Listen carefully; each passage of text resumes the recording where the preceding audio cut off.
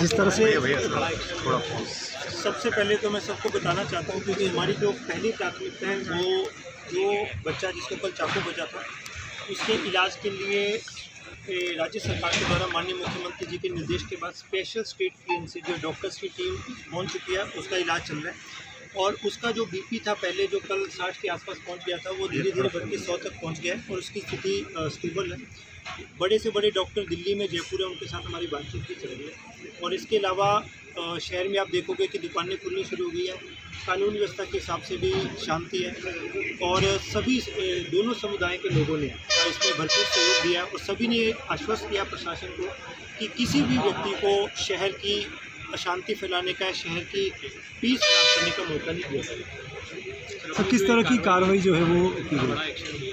बिल्कुल, ये इसका मैसेज बिल्कुल क्लियर है कि किसी भी व्यक्ति को अगर वो गलत काम करता है, सरकारी भूमि पे कब्जा करता है, अपराध करता है, तो किसी भी परिस्थिति में शहर का माहौल ख़राब नहीं कर सकता। और मेरा मानना है कि कानून का जो डर है वो किसी भी व्यक्ति में, अपराधियों में, सभी में, और शासन का, प्रशासन का डर बहुत आवश्यक होता है। और इसी को प्रशासन ने जो ये कार्रवाई की है, ये पाया गया क्योंकि जब जांच की गई, होता क्या है, केस दर्ज हुआ, केस दर्ज होने के बाद सभी प्रकार की जांचें होती हैं। वो हथियार कहाँ से आया, हथियार किसने सप्लाई किया और किस किस लोगों को हथियार दे सकता है, तो उन सब चीज़ों में ये तथ्य सामने आया था कि उसका घर भी जो वन विभाग की टीम पे बना, ज़मीन पे बना हुआ है। तो निश्चित रूप से एक बार कोई चीज़ प्रशासन के ध्यान में आ जाती है तो कार्रवाई करनी पड़ती है।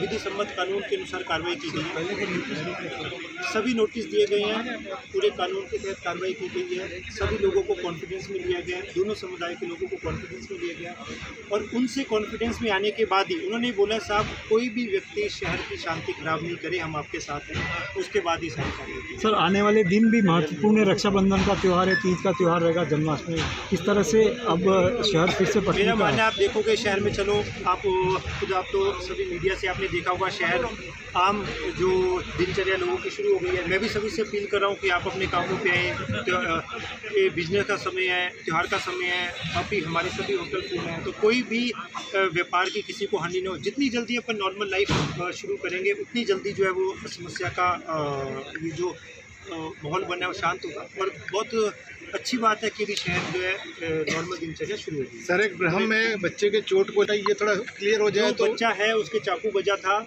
और चाकू बजने से उसका ब्लड लॉस काफ़ी ज़्यादा हो गया। चोट कहाँ लगी सर? चोट उसकी दाई जंगा पे चाकू बजा था। दो बच्चों की लड़ाई आपस में हुई थी किसी होमवर्क को लेके, छोटी सी घटना थी, लेकिन कल शाम को कुछ लोगों ने भ्रम फैला दिया कि बच्चे का के बारे में, कुछ ने उसकी अफवाह फैला दी उसकी मृत्यु के भी। तो मैं आप सबके माध्यम से बताना चाहता हूँ कि कोई भी व्यक्ति अफवाह नहीं फैलाए और कोई अगर ऐसी आपके पास र्यूमर आती है, पहले आप प्रशासन से वेरीफाई करें।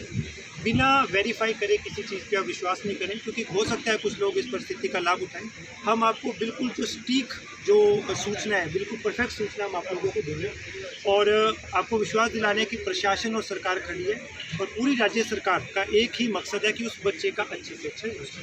ठीक है।